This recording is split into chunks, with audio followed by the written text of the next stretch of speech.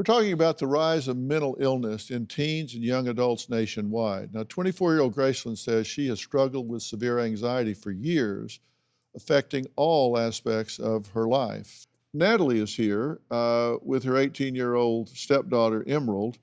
And Natalie, why do you say that parents don't know how to handle their struggling teens? I think sometimes that parents haven't done their own work, and so they have kids without actually looking at maybe their own childhood stuff. And so then when their children are struggling, it maybe, for lack of a better word, it triggers their stuff that they haven't resolved. And then you have two people that are struggling. Yes. Yeah, and that is a challenge. That's why I was saying if we've got parents that are fighting their own battles and then the child's doing the same thing, it may have been modeled by the parent or whatever, but then we've kind of really don't have a leadership situation. And it's hard to recognize something going on in your child if you're struggling with it as well.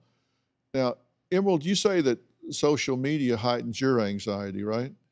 Yes, I feel like there's a larger public all around you, and to me, they have more outreach, and I have less control. So basically, it's an uncontrollable situation that you're put in when you're on social media, and so that gives people the access basically to reach out to me without me having the control of them reaching out to me.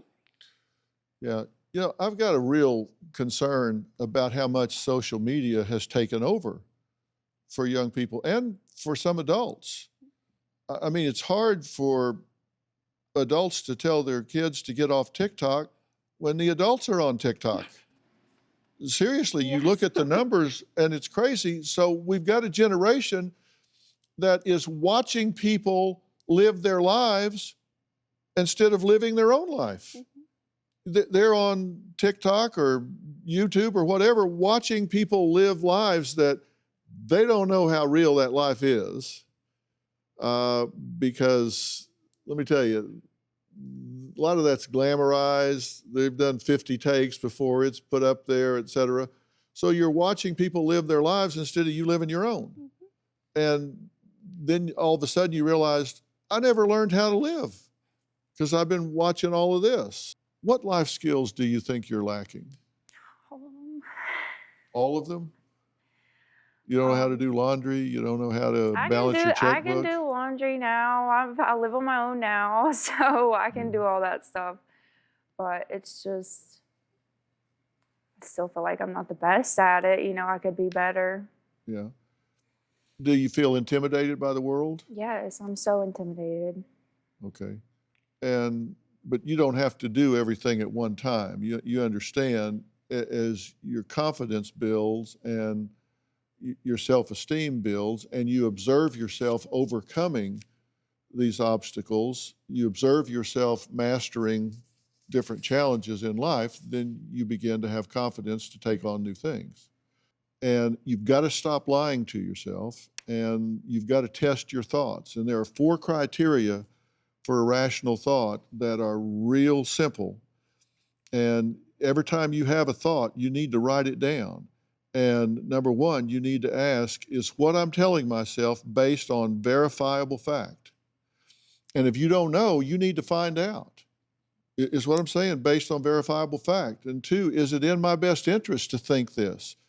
Is it in my best interest to be saying these things to myself?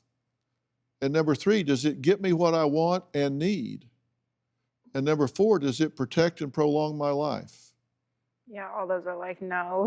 You're like 0 for 4 on the Yeah. last 100 things you've thought. Yeah. You're like 0 for 400. So it's real simple. And when they fail, then you start generating a rational alternative. Then if what I'm saying isn't rational, then what is? Yeah. What Okay. can I say to myself that is in my best interest, is verifiable in fact, gets me what I want and need, and protects and prolongs my life? This is just a beginning. Do you have a story or a question for me? Click the link in the description and tell me what in the world is going on.